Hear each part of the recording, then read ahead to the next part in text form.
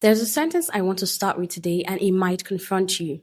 You are not insecure, you are unclear. And that difference changes everything.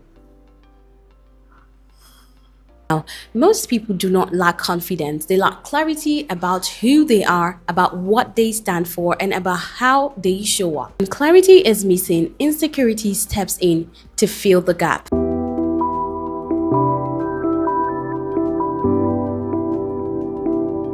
Welcome to Serenity. This is not loud, not motivational, not the type you want to hear. This is a space for calm, clarity, emotional intelligence, and confidence that isn't loud. I'm Deborah Augustine, and today we are starting out where most conversations avoid. Confidence has been marked as a personality trait, as something you either have or not. But confidence is not who you are, it is a response.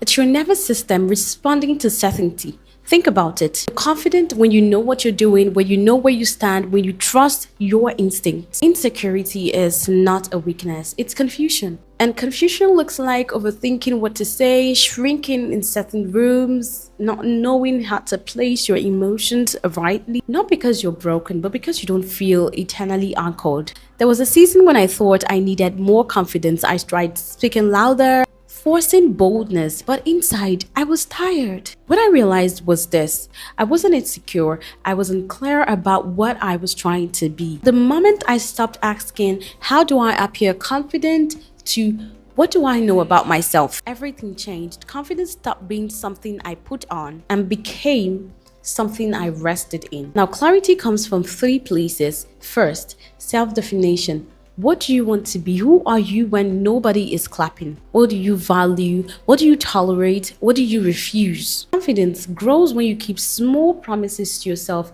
when you know that I want to do this and your mind follows through. Thirdly, emotional safety. Confidence deepens when you know that you will survive distractions, you survive rejection, you survive even acceptance. Most people are not afraid of failure, but the thought of how failure would make you feel when you fail. When you trust your ability to accept these circumstances, fear loses its grip. When you become confident, you wear it as an outfit.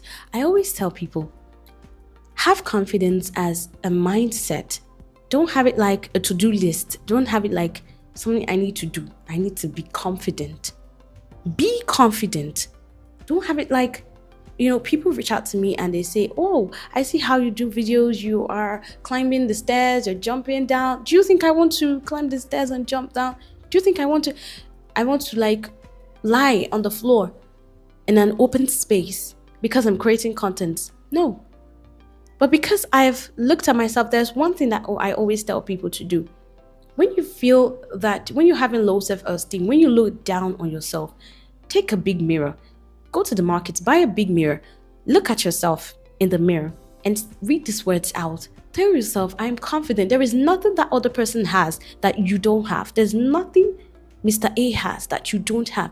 You have eyes, you have hands, you have feet. He has more money. You have money, even if it's not more, but you have money. So when you stop comparing yourself with other people, you start seeing the good in you.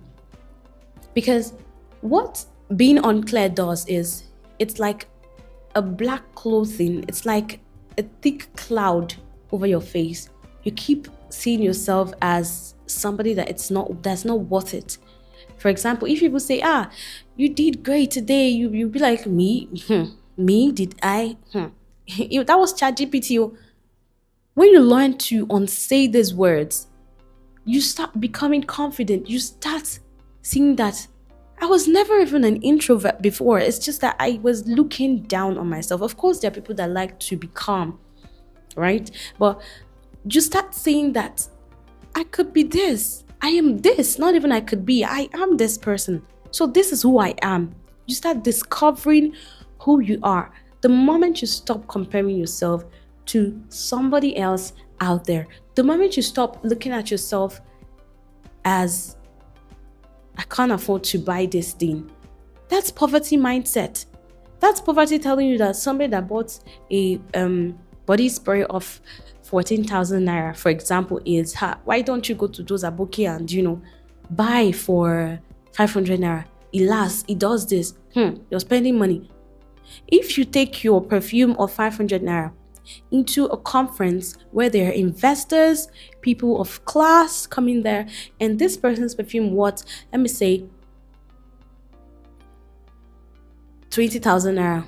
Where's that spray? Of course, not all of them are great though, but let me just say, and a very nice, scent, and goes to that place and he passes, people will be like, what do you think? They'll meet you and say, you might look good, but there is something. I can use myself for an example.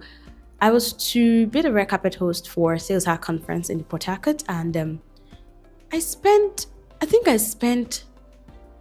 over 30,000 naira in total making an outfit for that red carpet. Did he pay me? Yes, I was paying because I wasn't even having any money in my account at that point in time, but I needed to do that because I know what I'm going to get from that. So when you're building confidence, you have to stop comparing yourself to other people out there. That's one. You have to invest in your looks. Investing in your looks is not being who you're not.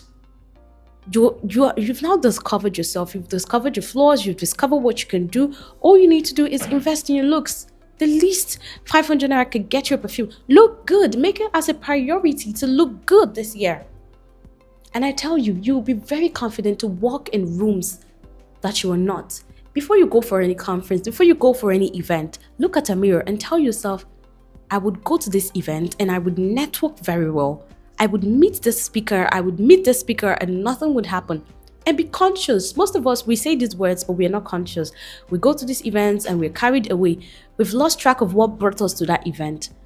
Go to the event with a mindset of, the thing I said at home needs to be accomplished. In fact, set an alarm for that thing. And you're tracking yourself. Once the alarm rings, you fling into action.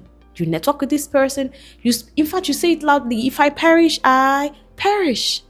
And then you fling into action and you are networking with different people. Trust me, your confidence level will go from 0 to 10. So I want to leave you with this today. Stop trying to be confident. Be confident.